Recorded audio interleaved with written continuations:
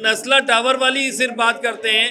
अगर नस्ला टावर गलत है तो 39 बिल्डिंगें सिंधी मुस्लिम सोसाइटी की उसी रोड पे बनी हुई हैं और सबका सेम स्टेटस है, तो सारी बिल्डिंगें शारा फैसल की इलीगल हो गई। भाई केस तो इसलिए लड़ा जा रहा है, बताया जा रहा है कि लीज जमीन है और बाकी जमीन लीज नहीं हुई है। केएमसी और सिंधी मुस्लिम का केस चल रहा है। तो 39 प्रोजेक्ट तो एक जगह है।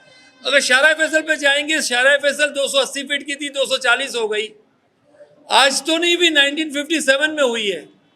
हमें भी नहीं पता 1957 में क्या हुआ था, अब डॉक्यूमेंटेशन देख के ही पता चल रहा है। तो ये चीजें उस वक्त की अगर हम निकालने जाएंगे कि पाकिस्तान बनने से पहले क्या था, तो लोग होंगे नहीं। जब डॉक्यूमेंटेशन या प्रोजेक्ट शुरू हुआ और उन उदारों ने एनओसीज दी, सिंधी मुस्लिम ने उस जमीन को फॉरवर्ड किया, तो इन चीजों को देखने की जरूरत। इसमें हमने कहा इंक्वायरी होनी चाहिए और उस इंक्वायरी में जो भी जिम्मेदार लोग हैं, अगर कोई इदारे हैं, सोसाइटी है, केएमसी है, बिल्डर है, तो आप तयन करें और इन लोगों को कंपनसेशन मिलना चाहिए ताकि उनको पता चले आम आदमी का इसमें कोई कसूर नहीं।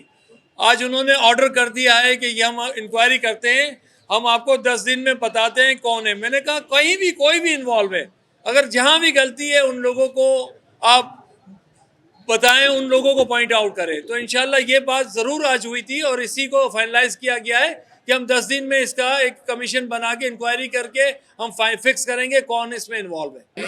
हम आपको देते हैं, आप उसको बता दें तो हम उसको ये बताते हैं। और ना ही ये चीज़ अलॉटी के लिए आबाद ऑलरेडी वर्कआउट कर रही है। फ्राइडे को इंशाल्लाह हमने मीटिंग रखी है, बिल्डर को बुलाया है, इसके इन्वेस्टर्स को भी बुलाया है जो थे। बिल्डर तो आज कैंसर में बैठा हुआ आगा खान में कीमो हो रही है इसकी, लेकिन उसके इन्वेस्टर्स को बुलाया है कि इन लोगों को कोई ना कोई हम रास्ता दें, रेंटल भी दें, उनके शिफ्टिंग के भी पैसे दें और इन लोगों को कोई ऐसे पेमेंट दे, उसका टाइम ले लेकिन इसकी पेमेंट मिले। तो इंशाल्लाह आबाद इसमें अपना पूरा रोल अदा करेगा। मैं सीएम साहब और बिलावल साहब का उन्होंने कहा कि हमें बिलावल साहब की तरफ से ये इंस्ट्रक्शन है कि जो भी इंडस्ट्रीज़ के इश्यूज़ हैं उनको हल करें। सीएम साहब ने कहा मैं बैठ के खुद आपके साथ जो भी आपके इश्यूज़ हैं हल करने के लिए तैयार हूँ।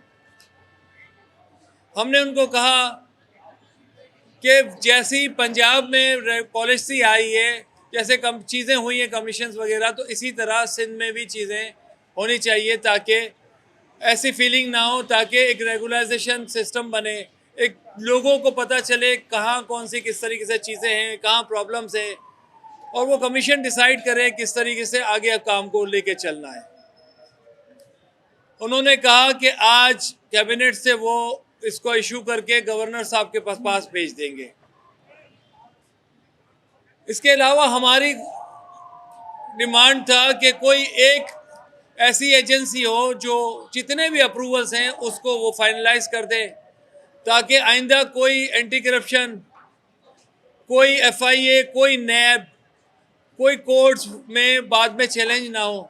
और जब इदारा एक दफ़ा दे दे, रजिस्ट्रेशन हो जाए, वो इदारा एक दफ़ा अप्रूवल दे दे तो वो अप्रूवल को माना जाए, ना कि कराची के अवाम की जो इन्वेस्टमेंट्स हैं वो स्टेक पे हों, ओवरसीज़ पाकिस्तानी की स्टेक पे हो।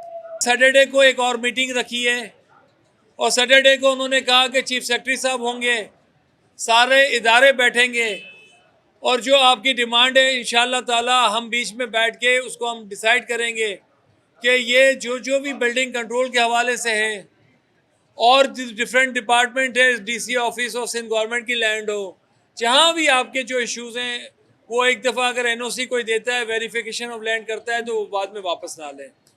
ट्यूसडे को उन्होंने एक और मीटिंग रखी है इसकी कंटिन्यूशन में, और उसी मीटिंग में सारी ब्यूरोक्रेसी, इनके जो टेक्निकल लोग हैं सब बैठेंगे और ये चीज़ें हल की जाएगी। और अगर ये कंटिन्यूशन होती है और इन चीज़ों को हम कंटिन्यू करते हैं तो ये डिसाइड हो जाएंगे आने वाले वक्तों में इस इंडस्ट्री में कि किस तरीके से काम होना है, मास्टर प्लान कैसे चलना है, अप्रूवल एक दफ़ा होने के बाद नहीं रुकना, और कानून के हिसाब से चीज़ों को हमें लेके चलना है। और इलीगल कंस्ट्रक्शन ख्वाह वो कोई भी हो, वो इलीगल कंस्ट्रक्शन इस शहर में नहीं होनी चाहिए। ना ही पार्कों पे बिल्डिंग रेगुलाइज होनी चाहिए, ना ही रोडों पे बिल्डिंग होनी चाहिए, ना अमेनिटी को रेगुलाइज किया जाए। हमारे पास लाहौर में अभी जो अथॉरिटी बनी थी उन्होंने काफ़ी कोशिश की है हाई राइज बिल्डिंग का, वहाँ पे ज़रूरत है, हमारे कराची के लोगों की एक्सपर्टीज़ है high rise building. Development Punjab में बहुत है, तो वो चाहते हैं कि यहाँ से लोग जाएं। DHA वाले मुल्तान से और काफ़ी लोग आए हैं, वो भी चाहते हैं कि हम अप्रूवल भी देते हैं।